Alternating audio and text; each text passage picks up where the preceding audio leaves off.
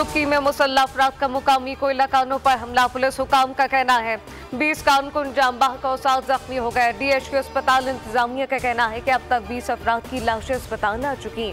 Police के मुताबिक हलाकतों में मजीद इजाफे का खदशा। हमलावरों ने रॉकेट और दस्ती बमों का इस्तेमाल किया। हमले के दौरान मुसल्लह हमलावरों ने कोयला कान की मशीनरी को जलाया।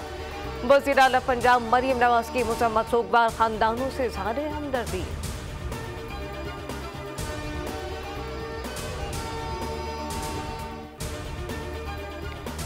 दासू पावर प्रोजेक्ट हमले के मास्टरमाइंड 2 दहशतगर्द फरार होने की कोशिश में मारे गए।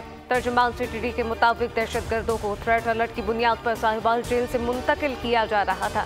हमले के मास्टरमाइंड समेत 5 दहशतगर्दों की मुंतकली के दौरान हमला हुआ। दहशतगर्दों ने दासू हमले में मुलव्वस साथियों को छुड़ाने की कोशिश की।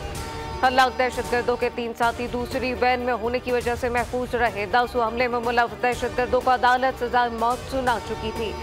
दासू पावर प्रोजेक्ट हमले में 9 चाइनीज समेत 13 अफराद हलाक, 20 से ज्यादा जख्मी हो चुके।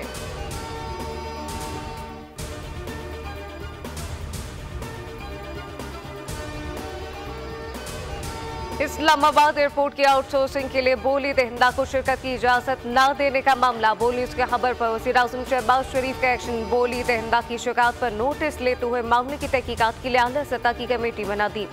कमेटी के सरबराही नायब वज़ीर आज़म इसाक डार करेंगे। कमेटी तहकीकात के बाद रिपोर्ट वज़ीर आज़म को पेश करेगी।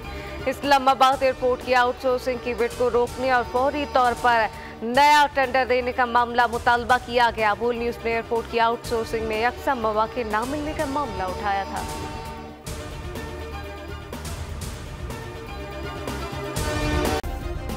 सब्सक्राइब करें और बेल दबाएं ताकि कोई खबर रह न जाए।